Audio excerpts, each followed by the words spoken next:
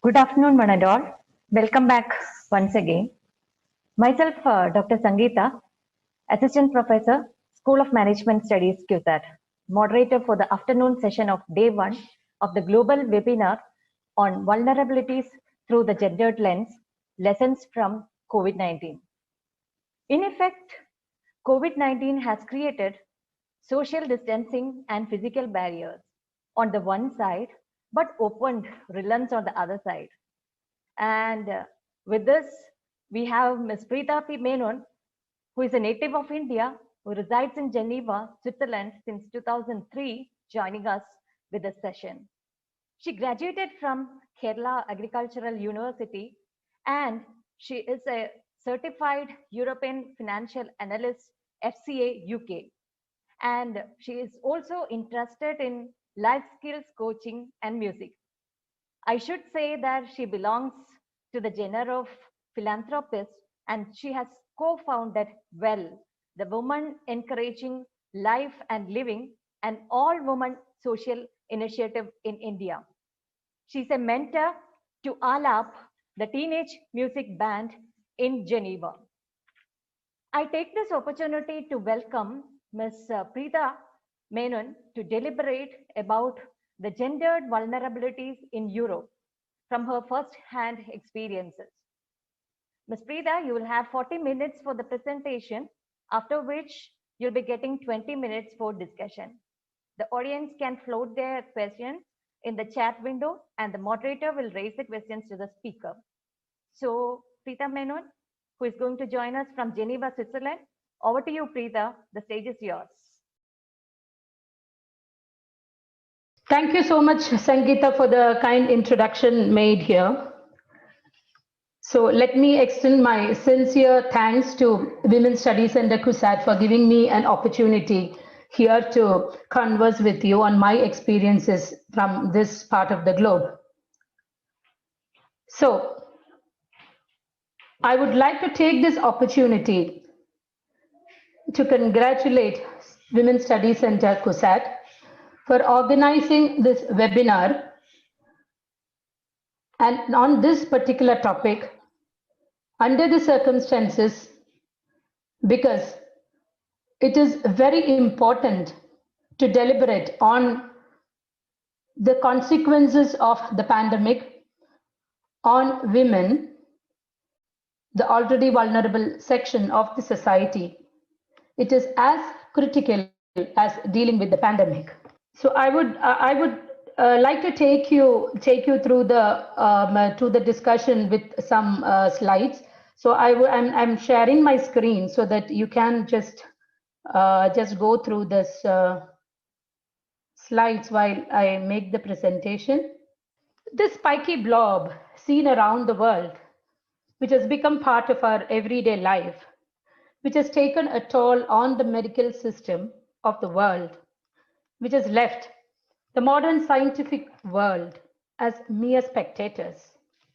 When Elisa Eckert and Dan Higgins were asked to create a beauty shot of this virus just to grab public attention without creating an alarm, little did they know that this would become a menacing part of our day-to-day life, leaving a large part of the world vulnerable.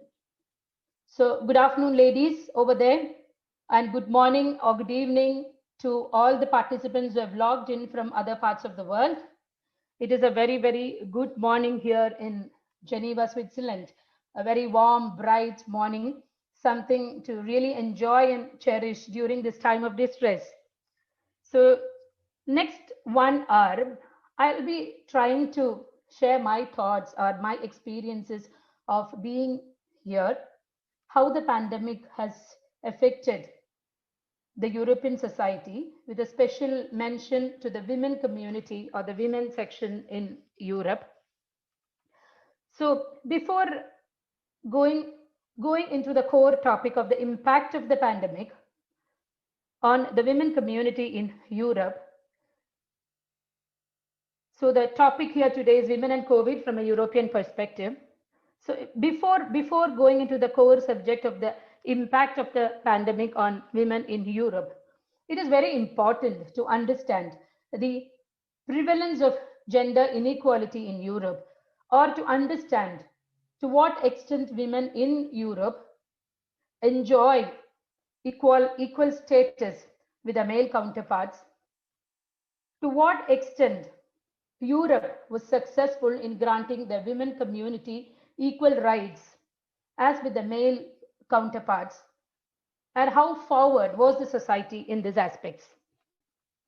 So to quickly go through this aspect of this subject, I would like to get into the very fundamental parameters that measures equal rights, let alone women, equal right of a citizen in a country or in a society. So I've taken just 4 fundamental parameters, which is the suffrage. As far as suffrage or voting rights are concerned, so I'm just talking from a Switzerland perspective, because it is just a general mention for you to understand or to get a perspective on it. After spending more than a decade in this country, I was surprisingly or even shocked to understand that some Swiss women had to wait till 1991 to get their voting rights. In the canton, or canton is similar to our state in our country, in a canton of Appenzell, it was only with the forceful intervention of the Supreme Court of Switzerland that voting rights were granted to the women in the year 1991, that is end of 20th century. And it is even more alarming to note that Switzerland as a country took over 2 decades or 20 years as a whole country granting women voting rights, because the first canton or the state to grant voting rights, it was in 1971, and the last state was in 1991, so which means 2 long decades. Coming to the family status, according to UNICEF, Switzerland is considered as one of the least family-friendly country in the world. You might have so many facts, aspects about Switzerland, beautiful country in the world, the most pleasant and largest number of tourists, the 2 major cities in the country, getting the status of the best cities to live across the globe, because both Geneva and Zurich, which are the major cities in Switzerland, are in the first 10 best cities to live. So, but there is certain aspects which are not much known to the rest of the world, that according to UNICEF, Switzerland is a country which is rated as a country with which is not family friendly. Why? Women getting equal status with her male counterpart, you have to understand that it was only in 1985, under law, a woman member or a woman in a family was allowed to go out to work without the consent of her spouse. And also to be noted that it was only after 1985 women could open bank accounts in their name. I don't have to deliberate more into this topic. Having said this, coming to maternity or pregnancy is something which is very unique or special as far as women are concerned, and women should, or it is a right of a woman to get a great amount of support from the society, from her family, from her workplace during the very special time of her life, which is maternity. And please note that Switzerland granted paid maternity leave to its women employees only in the year 2005, and that is 21st century, and that too for 14 weeks a year as a paid maternity leave that a Swiss woman enjoys, and that was granted only in the year 2005. Coming to pay disparity is something which is a topic that has been in discussion for decades, because this is an inequality that is existing everywhere across the globe. So coming to pay disparity in the whole of Europe, you can just see the graph here. Europe suffers a pay disparity of around an average of 16% pay gap between men and women. If you look at countries like Germany and the United Kingdom, they are way up in the graph with almost 20% pay gap between male and women employees. Also, to add to this, it is very important to note that apart from this gender pay gap, equal pay for equal value of work, which means a woman and a man sharing the same responsibility, sharing the same role, holding the same position in an organization. Let me quote the case of United Kingdom. In the financial sector, women managers are paid almost 40% less than their male counterparts. So with this, I think you got a flavor or understanding about the existence of inequality in this society. So, and this is, I thought this is very important for you to get a clear perspective on how this pandemic has impacted women in Europe. So coming to this, I will take you through this discussion, keeping women as the focus, because as you know, in general, if you talk about vulnerability of or the impact of COVID, it could be broadly classified as impact on the economic front, that is the financial stability. Second will be social, and third is psychological. These are the broad classifications of impact of COVID pandemic on the globe as a whole. But as you can see, this impact has been different for men and women. Also, it has to be noted that all women are not equally impacted, or I should say the gravity or the gradient of impact of this pandemic are different for different categories of women. So basically, this would easily help you to understand how each category of women in this part of the world are being impacted by the COVID. For this reason, I've classified women into 5 categories: unpaid care workers, health workers, single mothers, women with health issues, and women having abusive partners.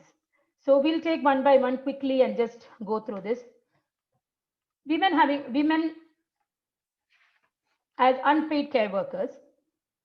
To understand the impact of the pandemic on the unpaid care workers here, it is very important to note or to realize the prevalence of traditional gender norms in Europe, or if you can clearly say the patriarchal rules of gender, the patriarchal rules of gender. Do those rules exist in Europe? Look at this graph. This graph clearly shows that Europe still believe that men in a family are the breadwinners of the family.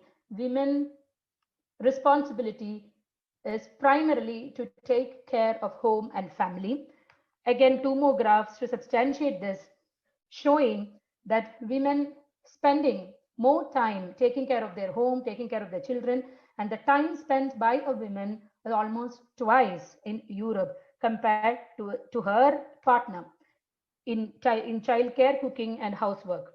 So coming to the impact of COVID on unpaid care workers. So because of the existence of these traditional gender norms, the traditional gender norms which are broadly classified as that women are responsible for household duties, men are the only breadwinners. So clearly understanding this, as you know, I don't have to like ponder into the subject, very deep, because as you saw and I have to mention a quick mention on certain parts of Europe, like East and Southern Europe, even the inequality it's so obvious that two-third of the European population believe that men are the breadwinners and women should stay at home. So with this existence of traditional gender norms here, so women disproportionate responsibility for care and household duties. Result of the pandemic is children staying at home, partners staying at home, elderly people at home. So what happens? Of course, a woman's burden is multiplied. She has to take care of the duties. She do not have any support from her friends or relatives or staying outside. Of course, the elderly people at home, they have to be taken care because this pandemic has a higher risk on them. So they have to be taken care of. Plus children staying at home, their education, online classes, everything falls under the responsibility of a woman, leading to an overburden in their responsibilities. At the same time, most of them are working women. As a result of this, working women, they have to do justice to at their workplace. So what could be the impact of this? This could lead to women either quitting their jobs or reducing their working hours. This direct impact is on their financial stability, leading to economic vulnerability. Coming to the other gender norm that exists, that men are the only breadwinners of a family. Consider an employer who is employing women employees with this traditional gender norm in his mind or her mind, stating that men are the primary breadwinners of the family. It's always women's job or women's income is only a secondary income for the family. So there is every chance that a woman employee has every chance of getting fired or sacked by the employer under these circumstances, because her income is only a secondary income in the family. There is always a man or adult male member to take care of the family. Also, consider a family having man as the only breadwinner, the woman is not going out to work. In that case, as you all know, the pandemic has a higher risk on men compared to women. Under the circumstances, in case the man gets infected by the virus, it gets fatal if a man loses his life. Again, the impact is again on the woman. She is left with nothing. She is left with no financial support, no financial stability. As a result of that, all these existence of everything, these traditional gender norms and women disproportionately taking care of household activities and the gender norm of men are the breadwinners, everything leads to two major impacts. One is the economic impact and other is the impact on the women labor market. Economic vulnerability, as we saw, women losing their jobs, or the only male member losing his life, and the women were left with no financial support. Other is the impact on the women labor market. So women are maybe forced to take a long career break because of this. She may not go out to work immediately because of this, because of this very chaotic times. She may not look immediately for a job. As a result, she takes a long break from her work, so which lead to a wage penalty. That is the wage penalty is the penalty she has to pay for her capital, staying away from the labor market for a long duration in time. That is number one. Number two is getting back to work after a long career break and put her into a state of exploitation by an employer or by a headhunter.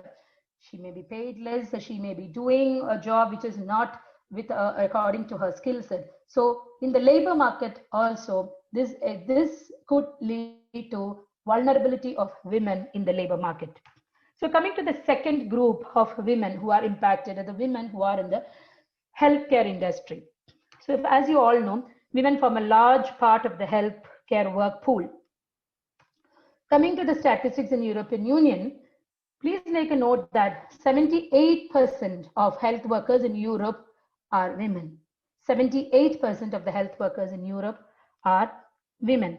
So the result is, I think it tells a lot about the risk through which a women health worker is going through. She is exposed to the virus more than a male counterpart because they are large in number. They have to work under very, very stressful work conditions, because in Europe there is a tremendous short of healthcare workers. So they have to take overtime, they have to continue their shifts, and leave are not granted. So here I would like to mention my experiences. As you all know, Indian health workers are in huge demand in the West, mainly because of the work ethics they follow, the work culture they follow, because which is very, very, very important in this particular profession.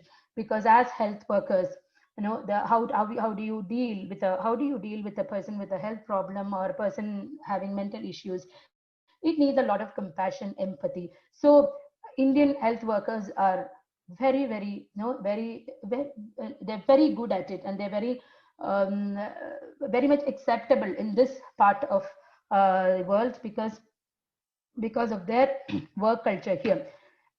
So some of them were sharing their experiences with me, and it is said that it is very difficult for them to get a leave even if they are tested positive for COVID, because mainly because of the shortage of staff. Also, they are asked to come back to work after taking very short quarantine period of just 5 days. After 5 days, all the health workers have to get back to their work even if they are infected with COVID. So coming to the next point, which is to be understood in very seriously, to be taken note of, is increased occupational hazard due to inadequate equipment or facilities, because COVID-19 pandemic requires a lot of protective gadgets for the health workers in order to successfully deliver their duties. Please make a note that the height of gender inequality you can find here, or to be precisely, you can call it gender blindness, in fact. As you saw, 78% of the European health workers are women, whereas the PPE kits and the protective gadgets are primarily designed for men. Isn't it shocking? So, what does it mean? It is a very clear indicator. It points to one important fundamental issue that we face as far as gender equality is concerned, which is, though women form 78% of the workforce in the healthcare industry, according to the World Economic Forum figures, only 25% of women are in decision-making or policy-making roles. As a result, the policies, the decisions, and everything which has been made are not suitable for women. So women are considered just as frontline workers, and they are not considered as effective decision makers. Coming to the third category of women here are single mothers. Single mothers, when you talk about single mothers in Europe, around 15% of the household are single parent household, of which 85% of single parent households are women-led households. That is, they are led by single mothers. So as you saw, how far the COVID has impacted and how far this the pandemic has made women more vulnerable.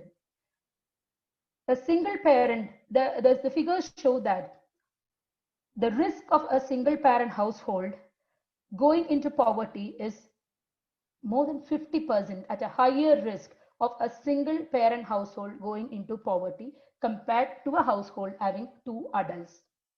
So here you have single mothers, you have the high risk of being a woman, you have a high risk of being a single parent. So it is a double-sided impact for this part of women in Europe who are single mothers, again leading them to their economic instability, their physical health, their mental health, because they are not able to get any support from anybody else. They have to take care of everything on their own. So leading them to be up to the increasing their vulnerability multiple folds. The next set I would like to go upon is the women with health issues. So women with health issues, I see, basically, as you all know, women have certain unique, we cannot say medical conditions, physical conditions, to be put precisely, which is maternity and pregnancy. As you all know, the pandemic, the medical system is overburdened, hospitals are crowded, there are no beds. Under these circumstances, women going through pregnancy or maternity, they're likely to be affected because they may not get enough care or support that is required during this time, because maternity or pregnancy is not considered as a medical condition. It is just a physical state of womanhood. So maybe the risk to some women are high. They are not able to get the medical support under the circumstances because the hospitals and doctors are being overburdened or overcrowded. The second physical health issue that has to be mentioned here is about that. So non-urgent issues have taken the point of abortions.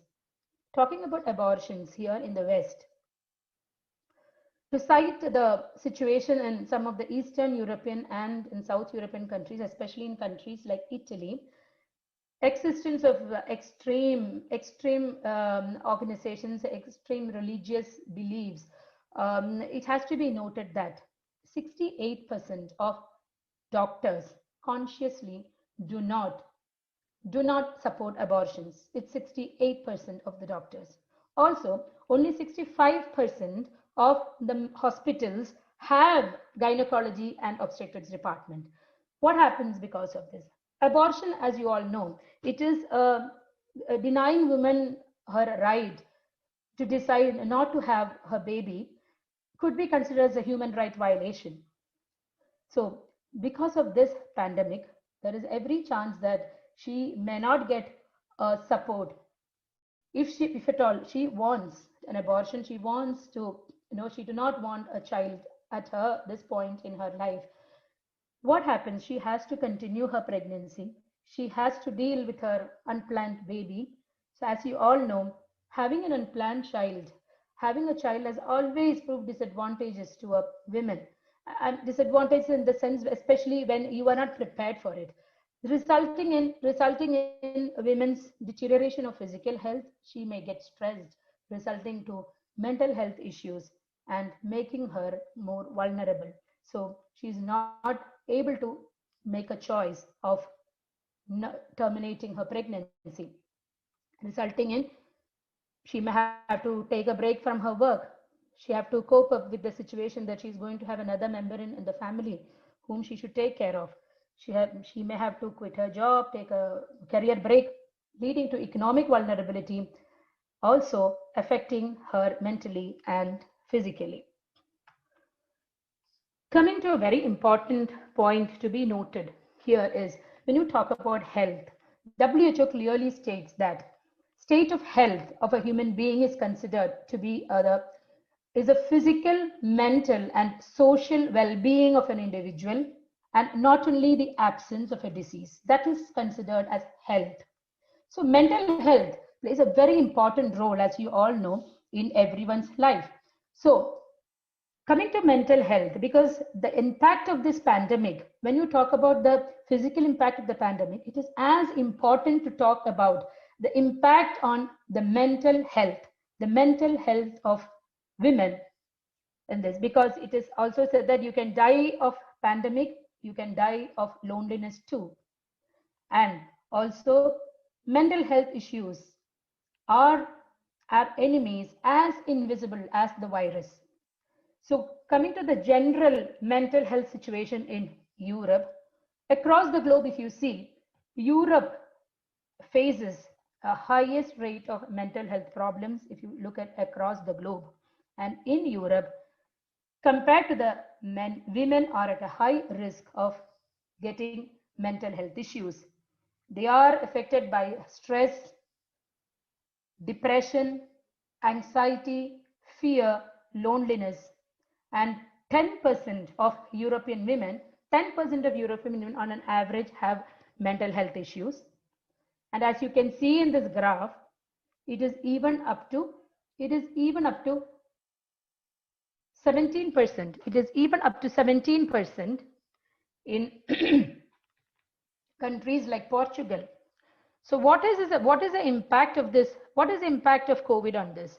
The impact of COVID here is there is a sharp increase of 30% in mental disorders, because this is substantiated by the fact that women health centers, or because women are being more affected mentally by this, the figures show that mental disorders since March 17 have risen sharply to 30%. So taking care of mental health becomes very, very important, and as important as fighting the pandemic, because it is not only about creating physical issues, but it will be affecting a larger part of the community who may not be directly getting infected with COVID, but because of the lockdown and the restriction scenario existing, the impact this will have on the mental health, especially on women, is very, very high.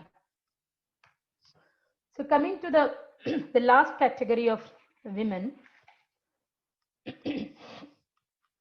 that is women having abusive partners. So the last category of women that comes under the scanner is women having abusive partners. I think this, even the keynote address and the many speakers that in the inaugural address have mentioned about this very, very, very unhealthy sign of increasing domestic violence or abuse against women in the light of this pandemic. So women having abusive partners.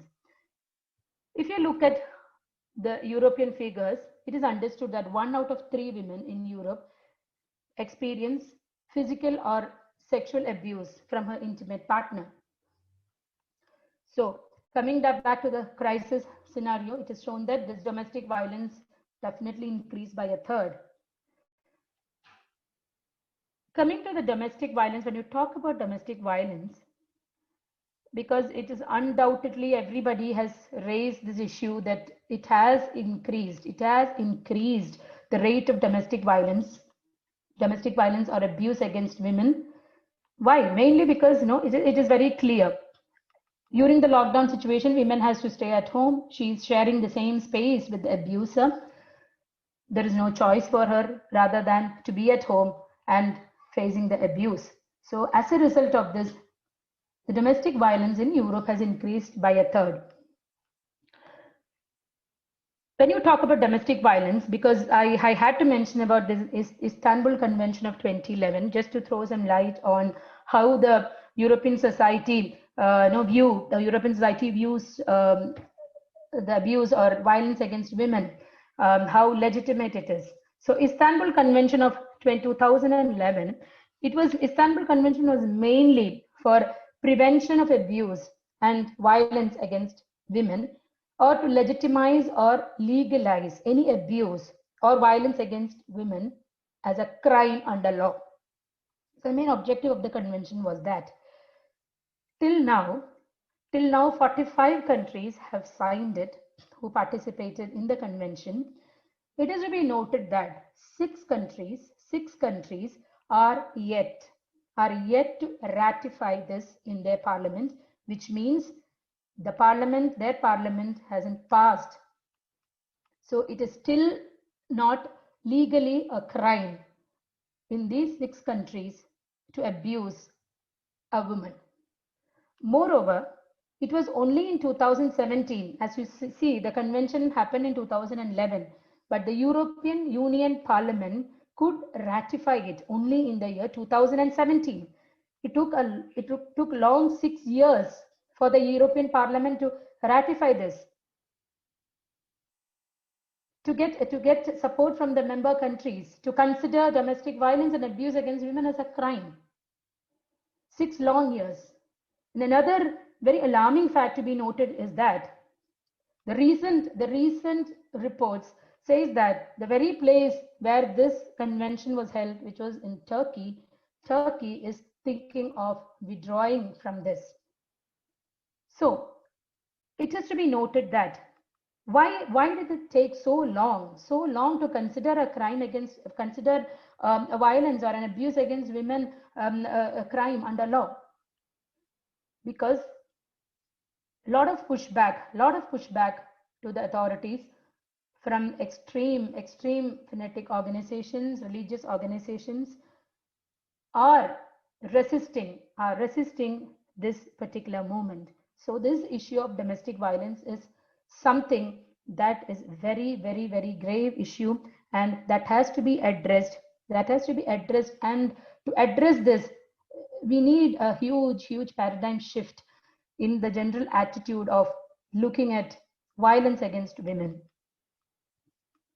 So this is just to show you, it has nothing to do with the pandemic scenario, because just for you to understand how a woman respond to a violence by her partner. Why this is to be noted is that, see, it is a major percentage of women, they suffer from fear, shame, embarrassment, and guilt of being abused by a partner. What could be the result of this? Out of embarrassment, shame, fear, they may not report their violence to the authorities or to the police or to the concerned women help groups. So as we say that there has been a 30% increase in domestic violence due to this pandemic, which is supported by the fact that women helplines received 30% more calls. That is the figure to substantiate that the violence is increased by 30%. It is also concerning and also very important to note that there are a major percentage or major section of women are not able to report the violence they are suffering, mainly because they are always under the scanner of their abuser. They are not able to make the calls out of fear because she's always been under the surveillance, with the surveillance of her partner who's an abusive partner. So as you saw, there is 30% increase in Smart 17 and women unable to report violence. Just now I mentioned because of the reason that they're not able to go out, they are not able to make calls because of the abusive partner around them every time, unable to receive medical support because of the overburden the medical system is facing, and leaving the abuser taking leverage of the situation, taking leverage of the fear and loneliness and helplessness of the women in the family. So I think we have mainly covered the categories of women in Europe. So I thought, it is very, very important to talk about Indian women in Europe. So quickly, as you know, is not a separate category as such, but Indian women form a major part in the European society because there are women who have been here in Europe for many years, decades, from generations. And if you see the work life of Indian women, it is mainly Indian women are majority working in healthcare industry, then in United Nations, in the private sectors, and some are homemakers. As I mentioned earlier, Indian healthcare workers are in high demand because of the work culture they have. So, at the same time, you have to say that, as I mentioned earlier about the work culture, the work ethics of an Indian health workers. So they attribute, it is their own words, they attribute it to their family background, their cultural upbringing, or the system of education through which they have gone through that make them so adaptable and so appealing to the this part of Europe, because they consider it more than a profession. They're emotionally attached to it because this is a kind of profession which requires a lot of empathy, a kind of an emotional connect with the patient or the patient whom she or he is looking after. So Indian women as such under this coming under this category of healthcare, because of this work culture, of course they are overburdened. I have to say that, like any other health worker, probably they might be even more burdened because they don't mind working overtime, they don't mind taking care of a patient for a longer duration. For them, so just to mention about the professional ethics in European culture, even if in this industry, it is considered as any other profession. That is after this is the feedback from my friends who work in this industry, because if it is 10 to 5 job, it has to be a 10 to 5 job. They will leave their work after 5. But Indian women working under this sector, they are not like that, because one thing could be attributed to the culture and the system through which they have been educated. Number one. Number two, even in this healthcare industry, it has to be noted that we talked about the pay disparity. So pay disparity, they do exist in Europe, even in this healthcare industry. As far as Indian women are concerned, this disparity is doubled. One, because it is the disparity between man and woman that exists already. Another disparity of being an Indian woman, of course, it is noted, of course, it has improved a lot during the last 2 or 3 years. Earlier, it was very, very obvious that Indian workers in this sector, when they start their job, they were offered less remuneration compared to their European women counterparts. So this is as far as Indian women in the healthcare industry is concerned. And coming to the United Nations and private sector, where of course you all know the new norm is work from home, and general feedback is women are very happy working from home, as they see it as the best time to find the work-life balance. They are able to do justice to their family, they are able to do justice at the workplace, they can take care of home. At the same time, it is very interesting to note that They find plenty of time in socializing. You might be wondering how women are socializing under this period of lockdown. So I come back to the Indian women's idea of socializing here. So before that, also a very important factor to be noted here is many women who are working women also are finding time to get back to their passion of singing, of dancing, painting, and also getting into a lot of social service activity. It is a matter of pride that I would like to share with you. Indian women indulge in plenty of social service activities here. Just to cite an example, we work in close relation with the Salvation Army here, feeding a lot of poor people, the refugee community, and the daily workers who have been immediately hit by the pandemic. As you all know, the informal sector workers, workers in the construction and the restaurant industry who have been worst hit by the pandemic, they are actually left with no income. So all these people they have been fed, they have been distributed with food kits like bread, jam, weekly kits. Around 2,000 kits are being distributed weekly, and Indian women play a major role in all these social service activities. So the concept of socializing here, how did Indian women deal with the pandemic or coping with the pandemic is, I would rather put it very interestingly. It is to be noted that Indian women have found out a new winning. But I think women are so smart. Our Indian women are so smart.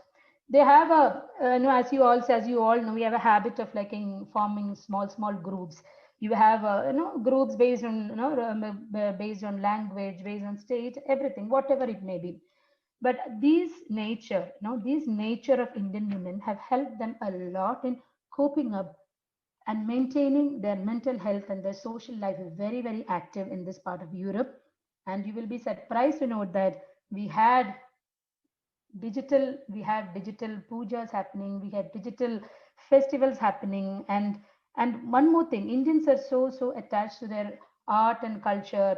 They value majority of them are into dance, music. They cherish all these things, they enjoy everything. And I think this last 2-3 months has been very, very busy because they've been using this digital platform for popularizing this, and Indian women were very active. And we had digital online dance festivals, we had online music festivals, even we had online celebrations of plenty of festivals. So this gave you roughly an idea on how Indian women very smartly tackled it. I think I don't have any data to substantiate this. It's out of my experience and talking and understanding from people that how did they feel during the pandemic. So it is just pure experience. If you put this to study, maybe it could be some substantiated with data in a later point in time. Okay, now quickly coming to the measures adopted by European Union. So to quickly go through this, see, counseling centers at stores. Counseling centers at stores, meaning plenty of women help centers were started in the general stores, where women go out to shop, mainly because while they go for shopping, they can seek support. That is number one. Number two is financial aid to women help groups, because I think a lot of financial support have been issued by various European countries to support women help groups, to support women from every side, not only their not only the psychological side, but also from financial side.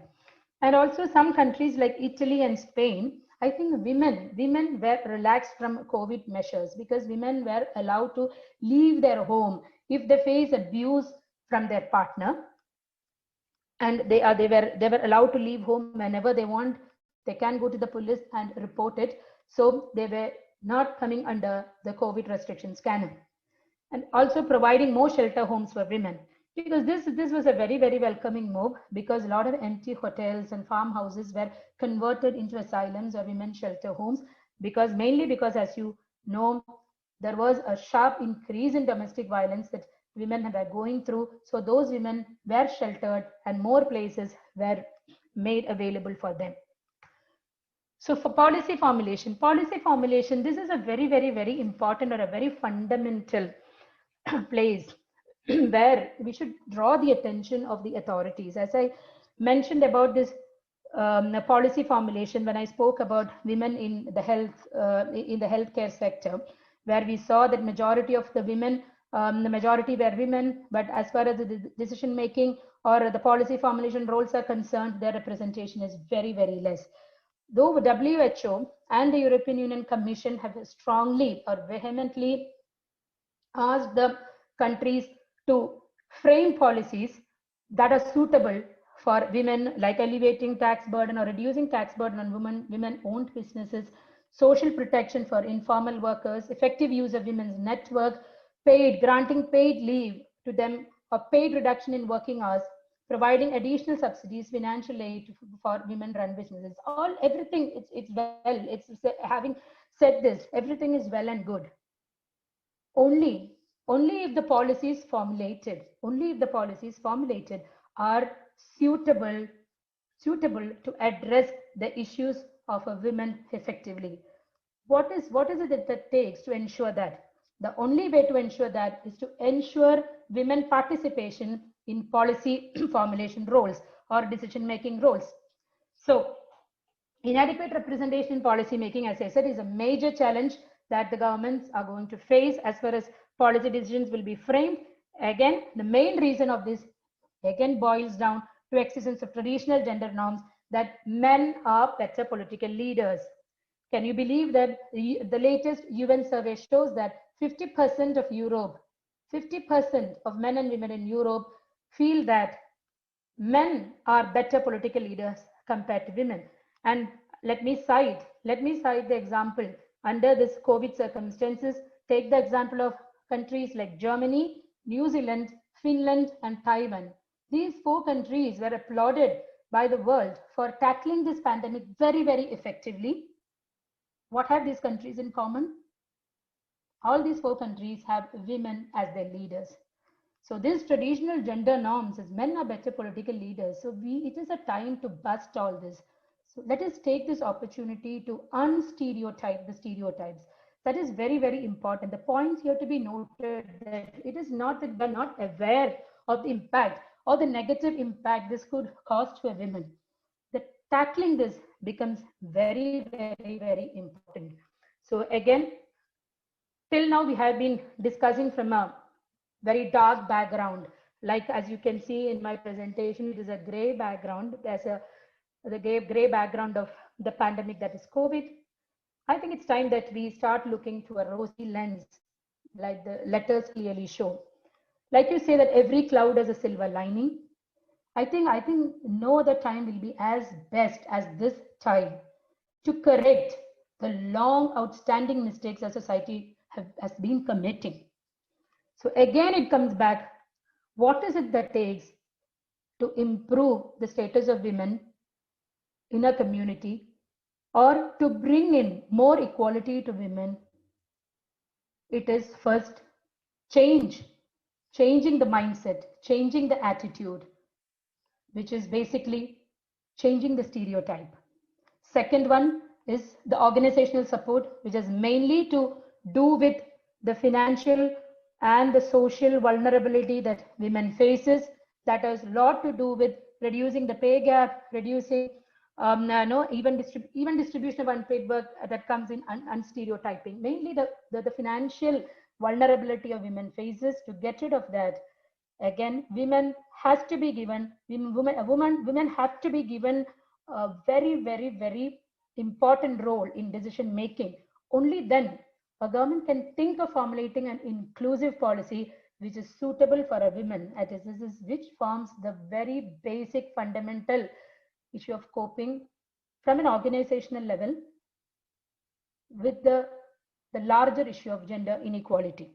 So to come to unstereotype, as you know, men have been sharing most of their time at home, working from home. So they would have witnessed the amount of work his partner is going through. So it is a time to think differently. So taking opportunities from this could be a time when there can be a paradigm shift in the thought process leading to an even distribution of unpaid work, leading to unstereotyping the traditional gender norms as women are below men. Men are the breadwinners of the family. Men are best as political leaders. Men are better decision makers. It is time to unstereotype this. So it is time that we conclude.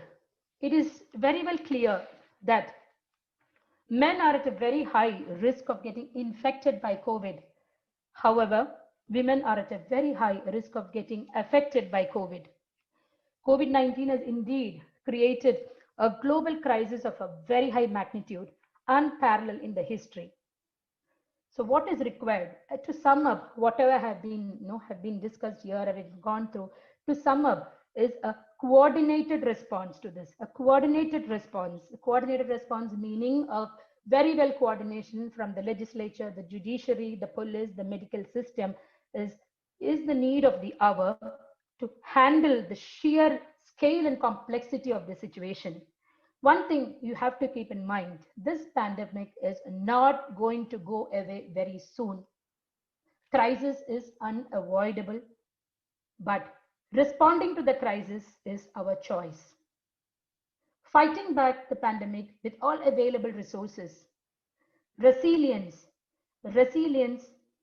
changing the stereotype, women and men coming together to make this world more equal, make this world a better place to live. So let us not let this crisis go to waste. With this, let me conclude my session. And once again, thank you all for hearing me out. So have I reached the time schedule, or am I well within the time? I haven't really gone to the time. Of course, Ms. Preeta. And I think it was a very wonderful presentation which you have given us. But I think the chat window is full of questions, so I think we will take a couple of questions. And let me pose my first question to you that is seen in the chat window. So, how is abortion almost a human right? And the person who has posed the question has stated that that is disagreeable. So, what is your take on that? Yeah, see, that is a very, very, as I said here, that has to do very much with the cultural, the religious belief a woman or a person shares. So as far as a citizen is concerned, as a citizen, a rightful citizen abiding by a law or a rule. So for you can disagree because you have been brought up, in one particular cultural background where you live with your beliefs. But don't you think that it is a choice a woman has to make, whether she should have the right to make a choice whether to have a baby or not? Because as the existence of traditional gender norms, we've all been talking about the existence of gender norms, gender inequality. The responsibility of a child with the existence of a gender norm, the major responsibility lies with a female.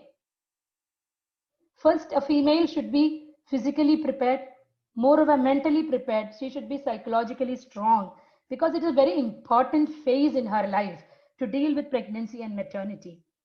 So denying her right to make the choice, it is completely my personal view on this topic. I think different parts of the world, people think differently. That is why I mentioned in some countries, especially in Eastern Europe, and I mentioned few countries where, due to the existence of the religious beliefs, I think even the medical doctors do not support this idea. I think it's rather a personal. I think it's rather a personal decision. Yeah, one thing I'd like to just add to that is that sometimes in critical medical conditions also, this laws are hitching, the lives of the persons. There are too many conditions. I think there were too many cases in which, the woman had to, go to death. And I think they could not do the abortion just because that it is not legal. It was not prescribed by the doctor. Absolutely, absolutely. See that the impact of pregnancy, as you know, I think majority of the listeners here could be mothers. I think the impact it creates on a woman it's from multiple levels. So I think to handle this, a woman has to decide how she should be prepared to handle a very important phase in her life. Okay, I think I'll move on to the next question, which is being posed. Okay, Yep, you were speaking about the gender gap yep, and why Europe has too much of a gender gap that goes against our expectations of a developed country. And it's specific, absolutely. yeah. Yeah, it is a very, very, very specific question. That is the reason why I just even if that was like precisely, you know, if you should say out of the core topic of impact on women gender equality, I just brought your attention to our existing norm of saying that inequality exists more in Eastern countries or India, but not in the West. So I would take this opportunity to urge everyone just just to think, open your eyes and open your ears. Just understand this inequality is there across the globe. It do exist, and I'm substantiating it with data, even which is very, very, very surprising to see. Even in the early 21st century, many of the basic rights that we consider, no, it is a right of a woman, it was granted or made legitimate under law only early 21st century. I think Indian women in that matter, I think so many rights were given to us on a platter. We didn't even have to fight for it. So as a result of this, I think we took so many things for granted and took it for granted. Yeah, this part of the globe will be like a no heaven for women. No, it was not like that. Yeah, it is still prevailing. Yeah. Yeah, okay. Yeah, that's all. Yeah. Okay, I think we can have two or three questions more. Okay, Yep. is gender blindness influenced by the culture? Can you compare the gender blindness in India and Europe? Yeah. To compare the gender blindness, see, I would rather say that as I clearly said, culture has to play a major role in how we look at equality perspective, the perspective of being equal. I think that is something that vary with culture. If you like, so it is like if you fit a template. See, I'm taking a Western template and trying to put it in India. Will that work? I don't think. It's not one formula for multiple solutions. It is not. So it has to be every country or every culture is unique on its own. It is unique on its own. We have unique problems. We have unique set of people. We have unique cultural background. And every country, you can't make a single solution.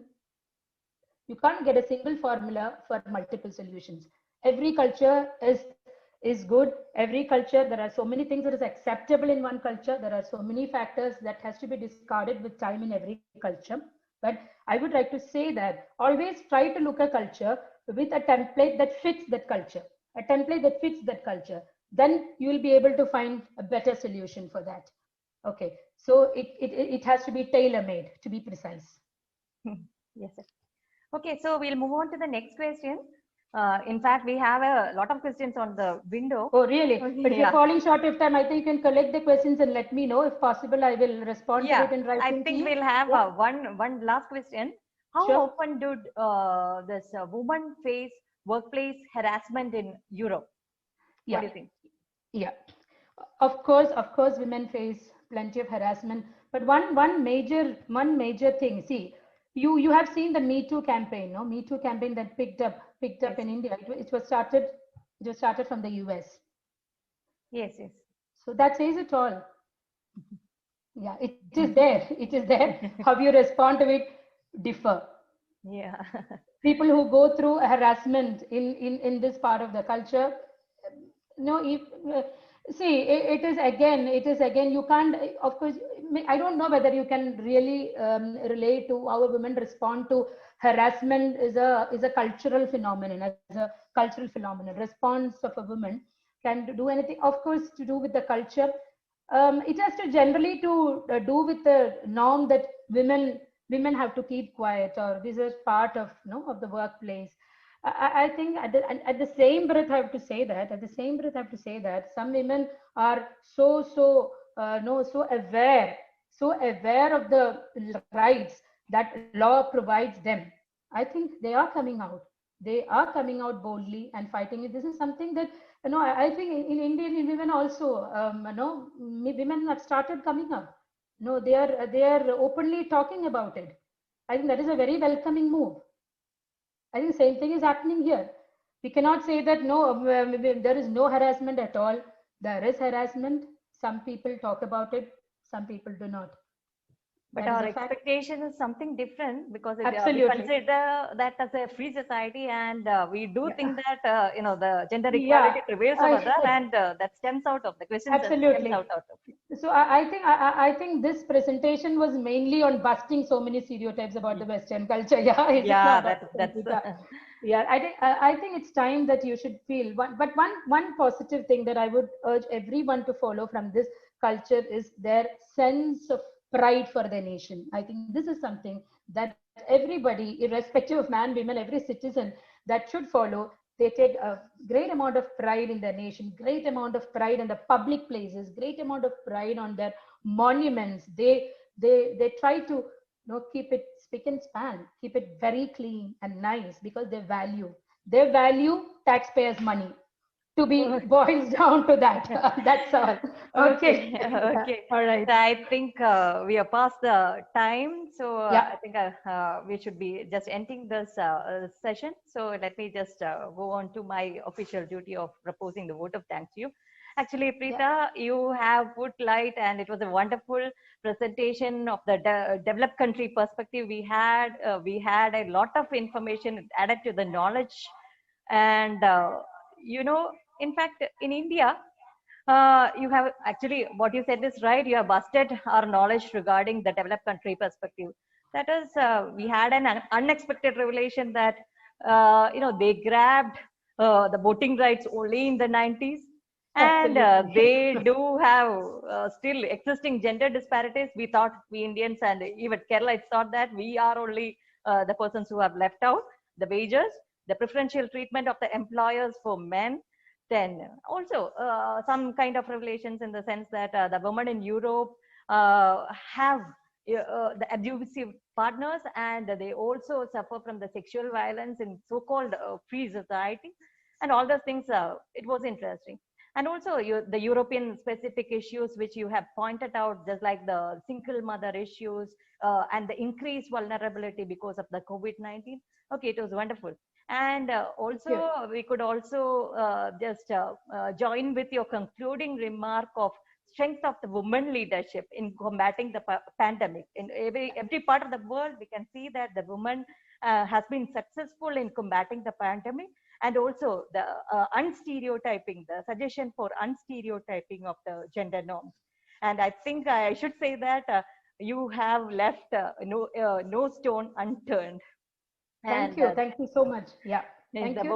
the Women Studies Center of CUSAT would like to place our heartfelt thanks for accepting this invitation for presenting your paper in the global webinar. And thank you, Preeta, once more. Yeah, my pleasure and my honor. Thank you. Thank you. Thank you, madam.